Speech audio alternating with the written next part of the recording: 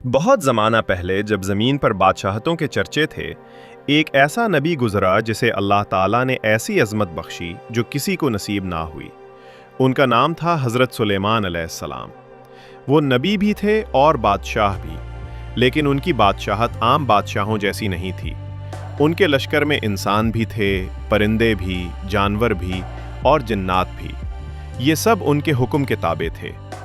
अल्लाह ने उन्हें एक ख़ास इल्म दिया था, मखलूक़ात की ज़बान समझने का इल्म। एक दिन की बात है, हज़रत सुलेमान अलैहिस्सलाम अपने महल के सहन में बैठे थे। हवा नरम चल रही थी, सूरज की किरणें शीशे के सतूनों पर झलक रही थीं। परिंदे ऊपर उड़ रहे थे और अपने अपने अंदाज में जिक्र कर रहे थे। हज़रत सुलेमान ने हाथ उठाया और फरमाया, ऐ मेरे रब, ये सब तेरा फजल है। अगर तू ना चाहे तो मैं कुछ नहीं कर सकता। इसी वक्त एक जिन उनके सामने आया।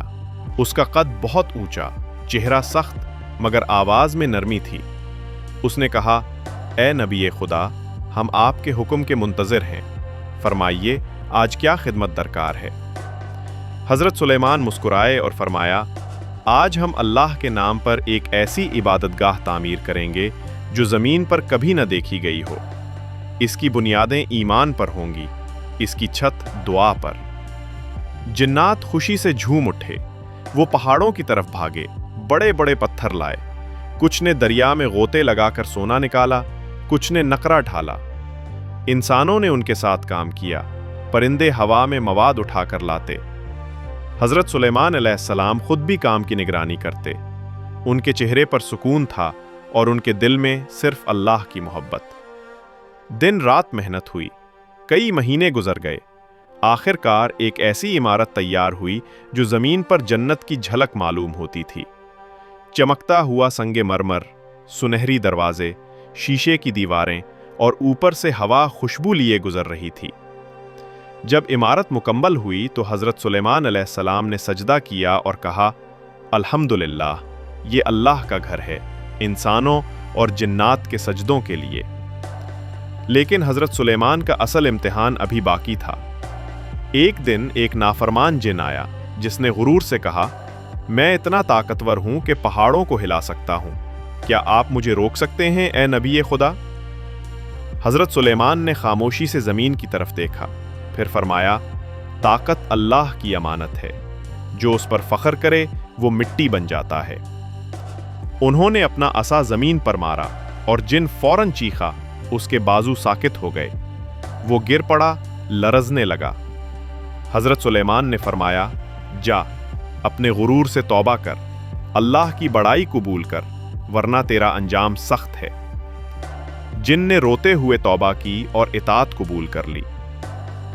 वक्त गुजरता गया, हज़रत सुलेमान की बादशाहत बढ़ती गई। उनके दरबार में इंसाफ होता, परिंदे खबरें लाते, जिन्नात ज़मीन के नीचे खजाने ढूंढते। कोई जुल्म न करता, सब अल्लाह की याद में रहते। उनके पास एक ख़ास अंगूठी थी, अल्लाह की अता करदा वो निशानी जिससे सब मखलूक़ात उनके हुक्म पर चलती थीं। एक दिन वो अपने तख्त पर बैठे थे। हवा उनके इर्द गिर्द नर्म लहरों की तरह चल रही थी। उनके सामने जिन्नात सफ़ों में खड़े थे। कुछ ज़मीन खोद रहे थे, कुछ महल्लात बना रहे थे, कुछ समंदर से मोती निकाल रहे थे। हज़रत सुलेमान ने कहा, जो जिन मेरा हुक्म मानेगा उसे इज्जत मिलेगी, जो नाफरमान होगा उसे कैद किया जाएगा। सब जिन्नात ने बैक आवाज कहा, हम इताअत करते हैं, ए नबी खुदा। दिन गुजरते गए। हज़रत सुलेमान उम्र रसीदा हो चुके थे। एक दिन वो इबादत के लिए खड़े हुए। उन्होंने अपना असा पकड़ा और सजदे में खड़े खड़े अल्लाह से दुआ मांगी, ए रब, मेरी जिंदगी ईमान के साथ